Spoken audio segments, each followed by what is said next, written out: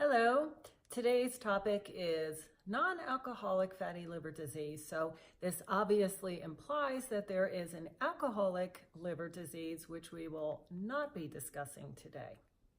So back to non-alcoholic liver disease, which is becoming very common to the point I must be dealing with it on a weekly basis with my patients. I'd like to illustrate about where foie gras comes from. And if anybody has eaten foie gras, it is the buttery, fatty liver from geese, and how that is made, if you will, is from a process that is in about 3 phases of overfeeding the geese. And in the third and final stage, there is gavage type feeding, such that a tube is forced down the esophagus 3 separate times of the day, and they are feeding these geese a high carbohydrate, corn-based feed meal. And I want to get back to that topic because I want you to focus on the fact that how that fatty liver or the foie gras is made is from a high carbohydrate meal. So we need to know what the liver's job is, and it's actually to detoxify a lot of, we'll say, toxins or broken down meal products or broken down fatty products. And it's also designed to manufacture proteins and conjugate, which means add a protein carrier to certain hormones so that they can circulate through our bloodstream. The sugary or high carbohydrate meals that we may consume may be in excess of what our cellular needs are. So what the body does is it will send it to the liver and store as glycogen. So glycogen is obviously our carbohydrate storage molecule. If the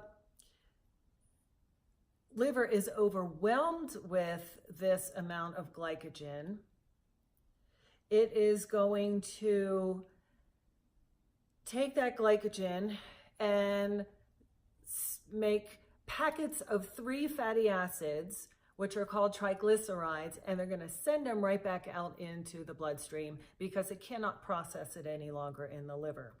So these triglycerides will be circulating to the fatty cells on the outside, and when that process can't be managed well enough, it may actually circulate back and deposit in the liver itself, creating fatty liver streaking or a fatty liver disease.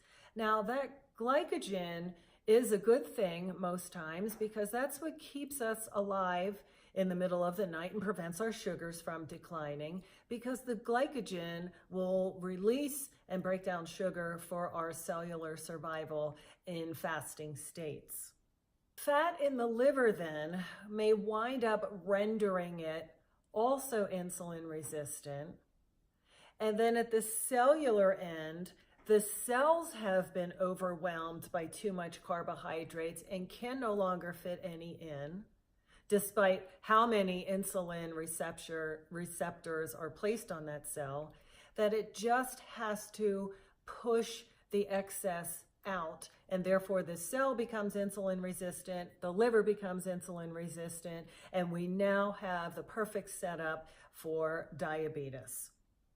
And this is actually one of the biggest proposals about where type 2 diabetes may come from.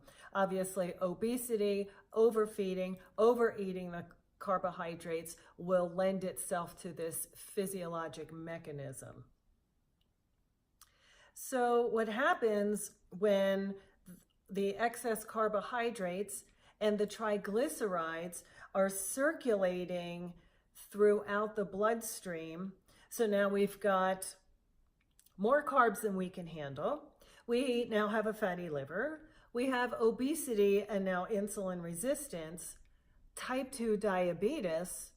those excess triglycerides and sugars are actually what I will describe as scratching and traumatizing the arteries, which is then what leads to heart disease and stroke.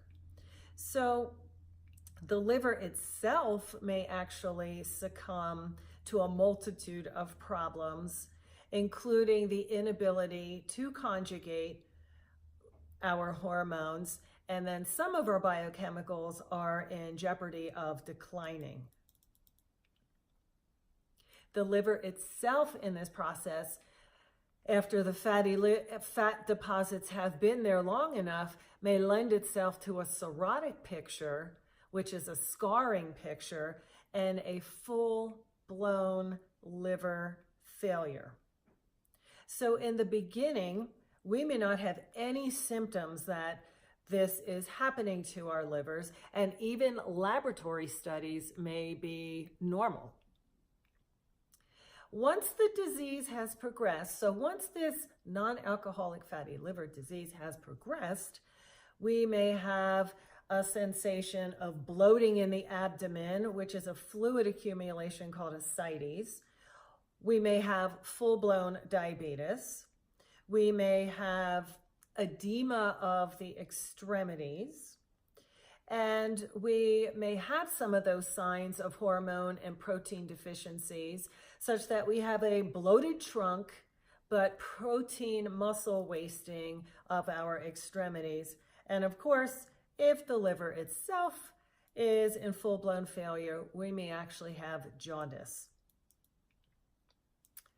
So the bad news is we have done this to ourselves with our high carbohydrate diet.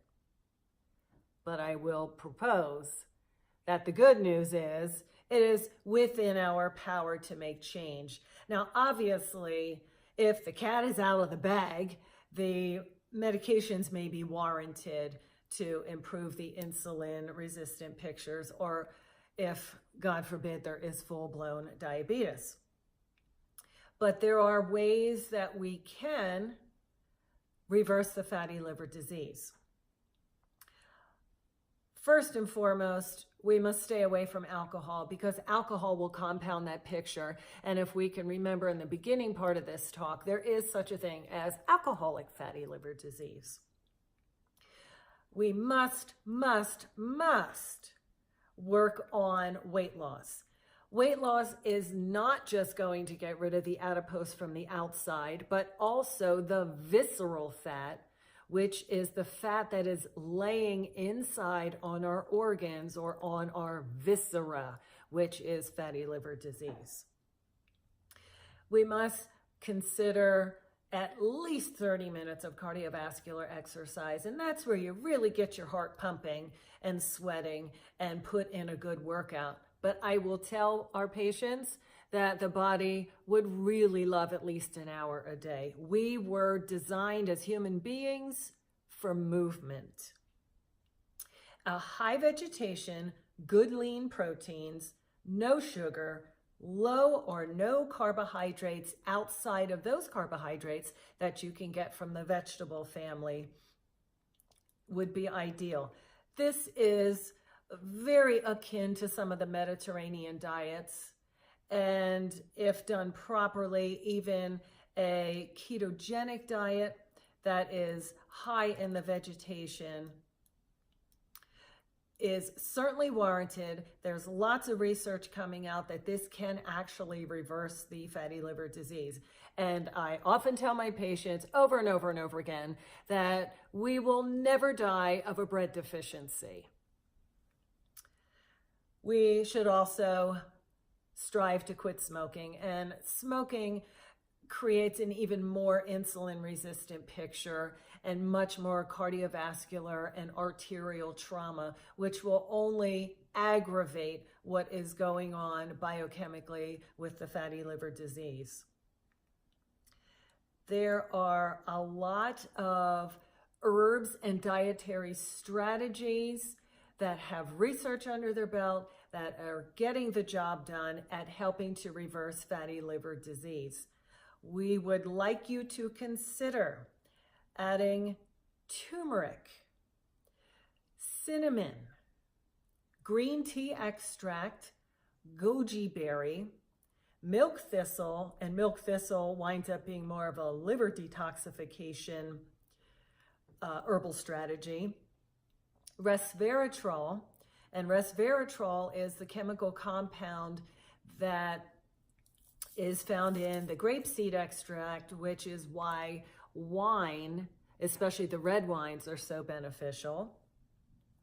Believe it or not, caffeine itself and the compounds, the phenols that are found in the coffee bean itself, have found to repair liver cells and actually quite beneficial to fatty liver disease.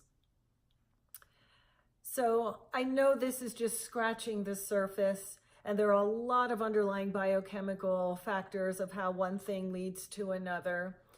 But suffice to say that we are now starting to propose that type 2 diabetes has actually gotten its origins in how we are overfeeding ourselves with the carbohydrate family, lending itself to the fatty liver, which is crucial in our carbohydrate management. And as we found out, fully within our power to reverse. I, again, will welcome any topics that you would like to discuss. This one was brought up today because I am dealing with it on a weekly basis and patients have a lot of questions on it. Please feel free to subscribe to my channel, make any comments below, and I will get back to you.